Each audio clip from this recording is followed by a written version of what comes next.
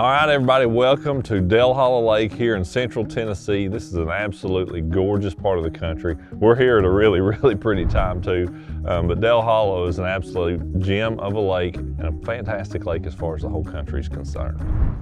Dell Hollow is a Corps of Engineer lake. It's about 27,000 acres. It's dammed up on the Wolf and Obey River systems. Those river systems come together down here in the lake. 600 miles of shoreline and around 25,000 acres of public land surrounding this lake that's there for the use. You know, along with those facts of this lake, what's Dell Hollow known most for? It's the home of the world record smallmouth bass. The biggest smallmouth bass ever caught, ever recorded, came out of these waters here at Dell Hollow Lake. Dell Hollow is definitely your typical highland lake. 150 plus feet deep down there by the dam, a lot of clear water. You know, a lot of coves, a lot of hollers, as you would call them here on Dell Hollow Lake. A lot of creeks, a lot of draws, that kind of stuff, but a lot of steep banks, 45-degree banks. It does have all three species. It has largemouth, obviously it has smallmouth, and it does have spotted bass in it. But it is exactly what you think of when you hear the words Highland Reservoir.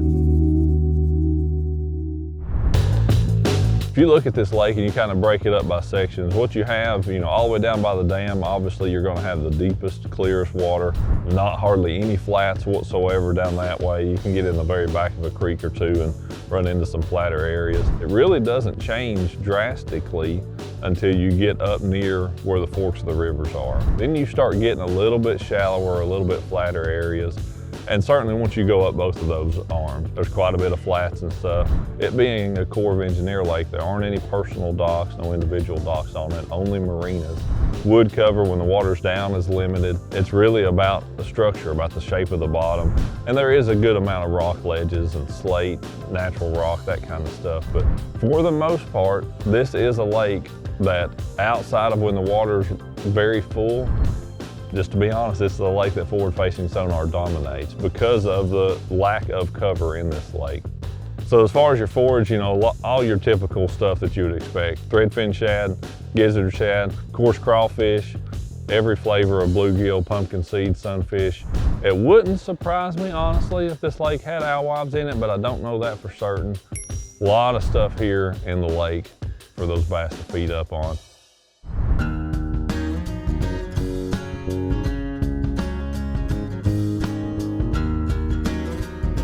If you're looking to come to Dell Hollow Lake, man, there's a lot of great places to stay. Byrdstown is just up the road, and there's some lodges and hotels and different things there in town. There's a lot of Airbnbs around, plenty of those to choose from as well. But my personal choice, and where we're staying at right now, over here at Sunset Marina, they've got a lot of cabins and a lot of different lodging options right here on the property. Very affordable, very clean place to stay. Facility, a great location, lots of ramps, very bass fisherman friendly. They want you all here. Great thing with this being a Corps of Engineer lake is they do a really good job of spreading boat ramps out all over the whole lake. And some of them are big, nice, you know, mega ramps, kind of like what we've got here at Sunset Dock. And some of them are just a little small ramp down a little narrow road. But every section of the lake certainly has multiple choices to choose from.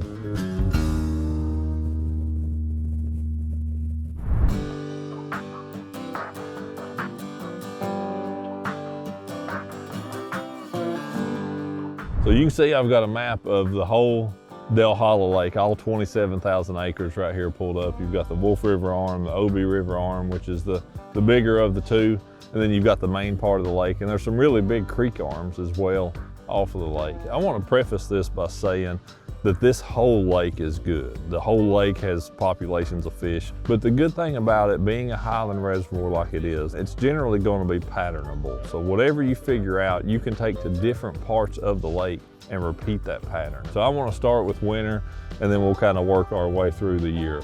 Anytime on a highland reservoir, when I'm thinking of truly winter time, I'm thinking of water temperature from low 50s and colder. Anytime you're thinking truly a wintertime deal, I'm thinking of the main part of the lake. Anywhere from the dam, you know, up where the lake still has a lot of deep water in it. And the fact that it's going to be a little bit more insulated from really cold nights and really cold fronts. So again, anywhere from the dam, you know, kind of up to the forks of the river. And so honestly, if you kind of zoom the map in, about like that or so. The other part about the wintertime is I'm not gonna be thinking about way in the back of a holler like this. You know, I'm not gonna be probably coming all the way to the back of a place or to the back of a creek arm like here at Wiley Fork or All Red Hollow. I'm not gonna be coming all the way back in here. Most of the time, it's gonna be more about the main part of these creeks or out towards the main lake. These kind of places where you come back into and then you start seeing the presence of bait fish on sonar, those are the kind of places where you want to focus your time. You know, as you get into the winter and into those colder months, the backs of these places is going to cool off really quick, and those fish just kind of keep sliding, keep working their way out towards the main lake, staying with the bait fish, staying where that water's a little bit warmer, and you know, and certainly deeper as well. The good thing about this part of the lake too is you've got a lot of options. So you've got some islands here, you've got some underwater, you know, you've got some underwater humps, some underwater points and things. You've got a lot of structure going on, and you know how it is in the wintertime, we'll have fronts come through, and you know, you may have a strong south wind one day that's going to be blowing up this way. You may have a west wind, north wind.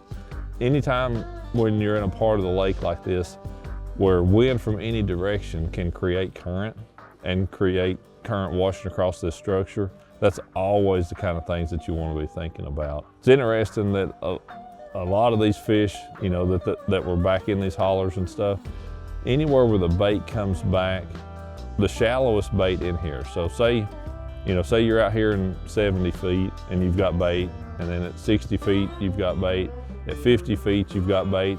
When you get to 40 foot and the bait kind of tapers out, that's where I want to start. I want to turn around right there and I want to start where that bait is the shallowest and work my way out. I feel like the bass that are going to be in the shallowest bait, even if it's 40 foot, but the shallowest bait, those are generally the easiest fish to catch.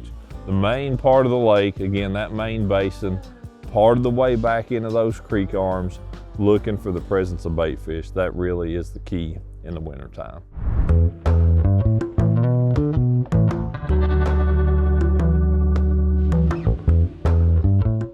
Wintertime in this part of Tennessee, you can have some pretty miserable days, honestly. You can have some snow and wind and that kind of stuff, but you can have some pretty amazing days fishing out here then, because it's one of those times of the year when all the fish are pretty much doing the same thing. So once you find them, they're going to be grouped up and they're going to be in somewhat predictable places, and you're going to be able to pattern that as well. So that's a neat thing about fishing out here on Delhala in the wintertime. There we go. There's a lot of ways to catch them, but for me, one of my favorite ways, something that I'll use in that particular situation as well as in other stuff, is just a small swim bait, a small 3-inch, that's a little Bass Pro Speed Shad, a small swim bait. It's something that I can get in those areas, and I can, you know, target individual fish or groups of fish with forward-facing sonar on that little swim bait. But I can also just get back in those areas, make a long cast with it, let it go all the way to the bottom, and just slow roll that thing down there along the bottom. That's a moderate size head. I'm gonna say a 1/4 ounce would probably be my go-to most of the time. If you want a pretty light head, something that you can, you know, kind of ease along down there. Just any kind of shad pattern, you know, on that is gonna be what you want. Something that's got a fairly white or translucent body, a little bit darker back, you're gonna be good to go with that. Next up would be a Ned rig. There's gonna be fish that are relating to rock and places that you really can't see them as good on forward-facing sonar. Those are the kind of places that a Ned rig is gonna do real good. 3/16 or maybe a 1/4 ounce on that Ned rig is about what I wanna go with, but that's the Bass Pro, just a little Ned worm. And I've actually kind of made it into a little bit of a fuzzy bait. I've put a few strands of skirt material on that, but that little VMC Redline Ned head, it's a great Ned head. Last up, one that is definitely, I'm going to say, condition dependent. You know, you come out here on the right day, it's windy, it's cloudy, and those fish are a little bit more active, and you've got those conditions to make fish bite. A crankbait can still be a really, really good player here, all the way down into the 40s, you know, low to mid 40s. You can absolutely still catch them on a crankbait out here on Delhala. For me, I want something that gets down a little bit deeper. You know, the water's generally pretty clean and I want a bait that's going to run in that 6 to 10 foot range. But I don't want a real big bodied bait. But that DT8 is something that I can put on 12-pound line and get 8 or 9 foot out of it. Crawdad type color is what I'm going to go with. That root beer crawl, absolutely my #1 choice. And getting on these type of banks, exactly like what I'm sitting on right here. You know, slow but steady, stop and go, retrieve, pausing that bait as I feel it come across any cover down through there. And that is a fun bite in the wintertime.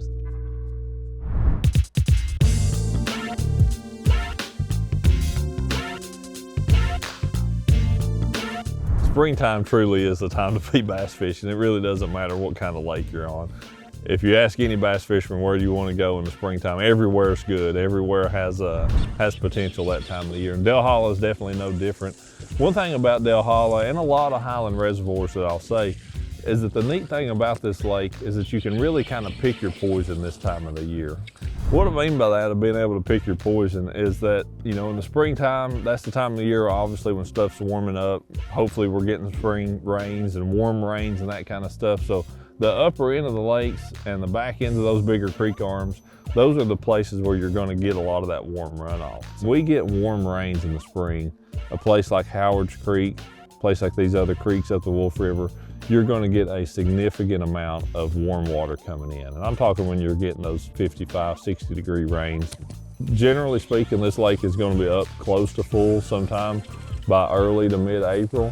So there's going to be a lot of shoreline cover. That's a big, big deal. When a lake like this comes up and you get tons of that flooded, fresh cover, those bass absolutely flock to it. Yeah, that's a good chunk. Thank you, Lord. So what will happen, and what I've seen happen on a lake like this, is bass may be spawning up here, you know, as early as the second week of April. Where down the lake, it may be the second week of May before they truly get to spawning. So you can't just put a day on it and say, man, when you go to Dale Hollow, April 22nd, all the bass in the lake are going to be spawning, because that's simply not the case. This water up here may have been 60 for a couple weeks already, and that water on the lower end is still in the low to mid 50s. So if I was looking for pre-spawn fish at the same exact time, I would want to be down here in this deeper, clearer section of the lake. So you can really pick your poison. That's a great part about coming to a lake like this that time of the year. Again, springtime, Dale Hollow Lake, you can really pick your poison and catch them any way you want to.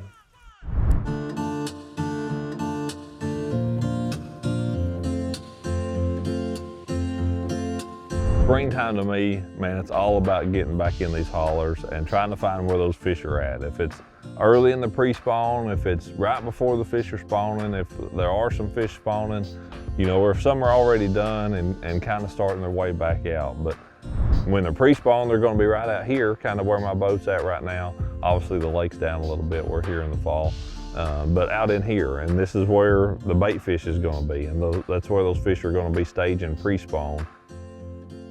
I'm in the back of Pendergrass Creek right now, and this particular creek to me has a lot of the features that I really want to be looking at this time of the year. But once you get back here where, you know, the bottom of it, kind of that basin is 20 foot or less, that's really where things are happening, in my opinion, in the springtime. But like this particular bank here, man, it's a good little shelfy rock bank. It's got some wood on it. You look on back in here, it kind of flattens out a little bit, but you've got some nice laydowns. On back there in the back, you've got some willow trees, you've got some buck bushes. Spring, a lot of that stuff is going to bloom again before it gets covered with water. So that fresh, flooded vegetation that will be going on back in these type of places in the springtime, those bass absolutely love it. I've got 3 baits laid out, and all 3 of these you could use, you know, honestly, any stage of the spring. #1 is a spinnerbait. Spinnerbait is a great bait for covering water, for catching active fish, for fishing in cover, and as well as just going down, you know, kind of chunky rock top banks and stuff as well. But spinnerbait, either 3/8 or 1/2 ounce. Most of the time here on Dale Hollow, the water's fairly clean, so a double wheel is probably what I'm going to go with. A lot of times I do like a swim bait trailer on the back of it. I just like the profile that it gives. I like the way it moves in the water. So putting a speed shad on the back of my VMC spinnerbait. Another one, super versatile bait that is going to work especially when those fish really start spawning, in my opinion. That's gonna be a time when I definitely am gonna have a shaky head rigged up and on the deck of the boat. For me, that's that Bass Pro, the BioBait enticer worm. It's a great worm, it's got a great scent to it. I like the fact that it's kind of a meaty worm. Shaky head, 1/8 ounce, probably a 3/16 ounce would be my go-to size head. Of course, you can never go wrong with green pumpkin. If the water out here is particularly clear in the summer and the springtime, probably gonna go with a red bug. Just making blind casts where you expect those fish to be spawning on those rock shelves and along laydowns. Shaky head will definitely get you bit. Last one, this is the Del Holla staple, but is a jig head minnow. You know, a jig head minnow has really dominated fishing pre-spawn. Those fish that are out in here chasing bait, that's gonna be a great bait to pick. You know, post-spawn, as those fish get done and start coming back out, they're still gonna bite a jig head minnow. So for me, that's a 3/16 ounce, 1/4 ounce sometimes. That's the BMC red line tungsten jig head, but that Bass Pro, the XPS rockin' shad, and just, man, a lot of the shad colors. I believe that one's Tennessee shad, but that should cover you really from pre-spawn, spawn, up around the banks, and then post-spawn as those fish start grouping back up and working their way back out towards the main lakes.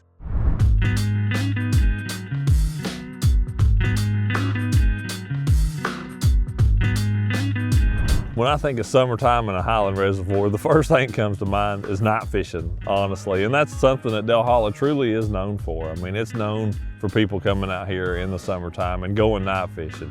Really, to kind of kick it off though, for early summer, the first thing that I'm thinking of is still a shad spawn going on. And a lot of that shad spawn is gonna happen, for me, look at these big marinas. And anywhere where you've got flooded green cover, those are kind of places where I look for it. But then once you get into truly, you know, fish they're done, they're post-spawn, shad spawn's over with, it's truly summertime fishing. And if you're talking about out here in the daytime, that's a time of year it can get a little bit tough, a little bit wonky, because those fish, they're gonna be suspended for the most part. This isn't a Tennessee River lake. It's not a lake that has a tremendous amount of current going through it or anything.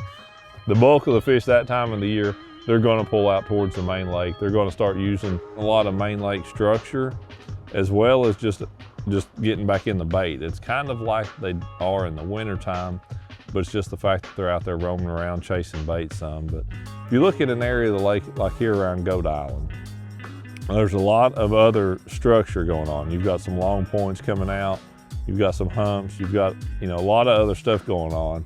Any direction of wind that you get is going to generate some current here around Goat Island. So an area like Goat Island that's out where it's got pinch points, it's got, you know, different stuff that can really, those bass can take advantage of because of the wind. That's the kind of area that you want to key on down here in the main part of this lake. Kind of same deal over here around the mouth of Pulsey Creek. You've got some long tapering points and stuff out here. And there's probably some fish attractors and some different structure out there to help hold fish and that kind of stuff. This particular point right here at the mouth of Sulphur Creek, I know it to be good in particular. So it's right on the channel edge.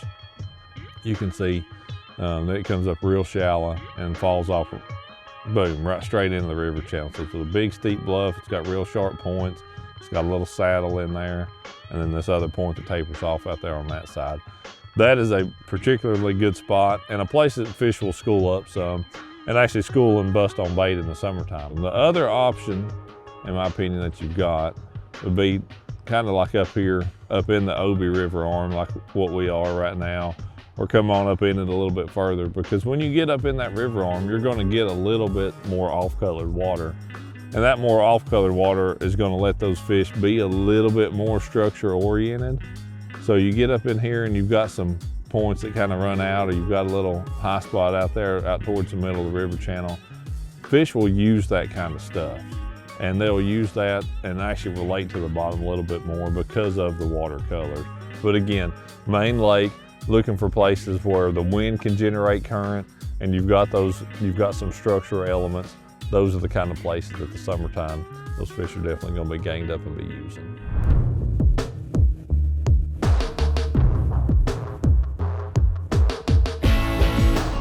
Summertime, daytime fishing, I've got 3 baits rigged up here. A couple of them honestly are for those times when those fish are up chasing and you're seeing a lot of that activity, or to be able to call those fish up to you.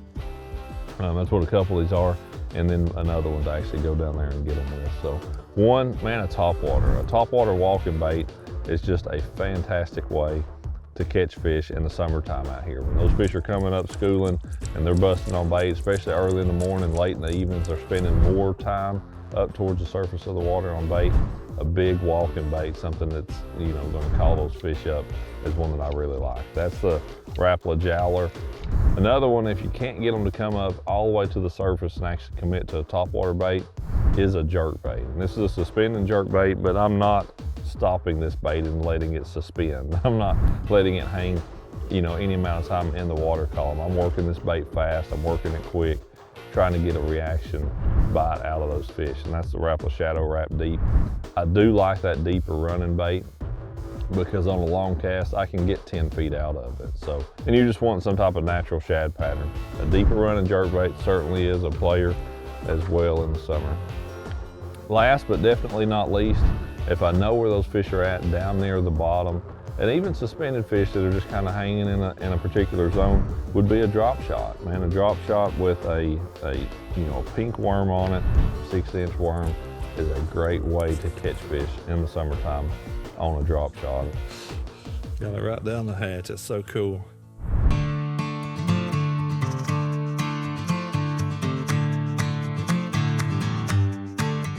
Fall of the year here in Central Tennessee, man, the leaves are changing. This is a beautiful time of the year to be out here on Del Hollow Lake. And it's a good time of the year to be here fishing as well. You know, you've got a lot of different things going on. It's kind of like that springtime where you can pick your poison a little bit. You can say, man, I want to go up the river and I want to fish shallow water stuff, more power fishing type stuff, or I want to go down the lake and get out and use my forward facing sonar and chase fish around that way.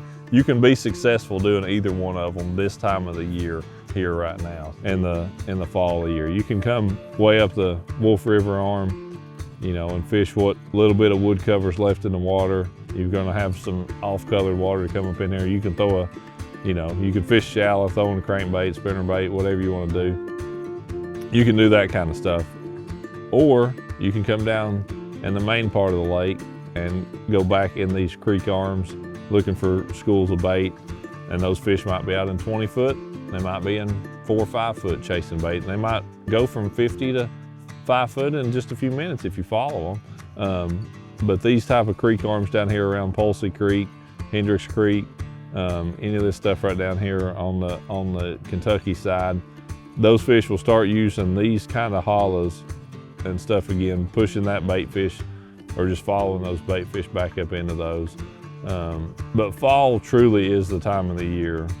Bait is king, because you literally could catch bass from right here in the dead middle river channel of the lake all the way nearly to the back of the creek. It just depends on where the bait is.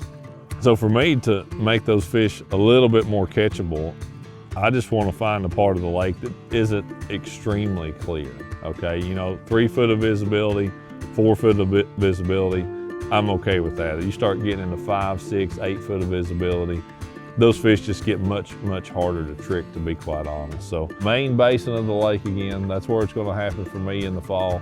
Unless I want to shallow fish, unless I want to power fish and go up one of those creek arms looking for some more off-colored water to throw a top water, throw a spinnerbait, that kind of stuff.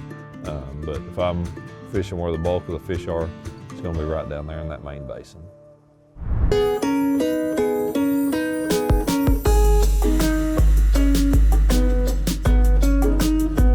Del Hollow Lake in the fall is, number one, a really, really gorgeous place to be. And we actually timed it perfect as we're here shooting this lake breakdown. The fall colors were really at their peak. Not a lot of houses on this lake, not a lot of development, just a lot of natural beauty. So I've got 3 different baits picked out here. One all the time, big shocker, jighead minnow. You know, shouldn't be of any surprise to anybody. But out here in the fall, man, a jighead minnow on those fish that are out roaming around chasing bait is definitely a player. The big thing with this this time of the year, I'm gonna go to a heavier head. That's actually a 1/2 ounce head. That's that VMC tungsten redline head. I want something that's gonna get to them quick and that I can trigger a reaction bite with them. And the best way to do that, in my opinion, is a heavier head. Next up, especially for that cloudy day, cloudy, nasty day that you can get up there and just run the banks and have some fun catching fish on top water, man, a buzzbait in the fall is definitely my go-to. And this is a particular one. It's just, I've just got a toad, you know, kind of a natural white colored toad on the back of it, but it's a small buzzbait. This one has a red blade. Do not read into that. This is just what I had in the boat. I truly do not care, but I do like a small framed buzzbait. Next up will definitely be one that I'm either gonna go where I've got the most color in the water out here on, or if I've got a good windy day, I don't mind to fish places where I have 2 to 3 foot of visibility, as long as I've got a lot of wind on them. And that's a crankbait, something that's gonna be in that 6 to 8 foot diving range, and then in a natural shad pattern. That's the kind of thing that I like out here this time of the year. This particular one, that's the OG Deep Tiny. It'll run about 7 feet deep. Just pull it up on some 12-pound XPS fluorocarbon, and you'll be all set with it. And that's that live river shad. Green gizzard is another really good color out here this time of the year, but any of those natural shad patterns, that's what you want to be throwing when you're cranking out here in the fall. So bait fish, bait fish, bait fish. Each one of those are imitating bait fish, and that's what these bass are keyed in on right now. That's what you want to be imitating. And when he hit it, I thought it was a big one. I honestly thought I had a catfish or something. That was cool, man. I brought a Deep Tiny right down beside that piece of brush and got it just past it. That fish ate it. No, that's a nice, chunky largemouth right there.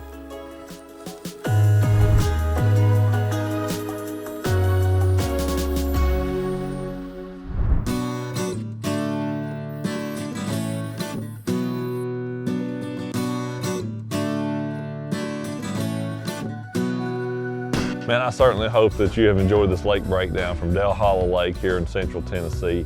It is an absolutely gorgeous lake, a gorgeous time of the year to be here. But I'll be honest, there's really not a bad time of the year to come to Dell Hollow. Maybe you'll be the one that catches the next world record smallmouth. So make sure to plan your trip out here. Come check it out for yourself. I think you'll enjoy it.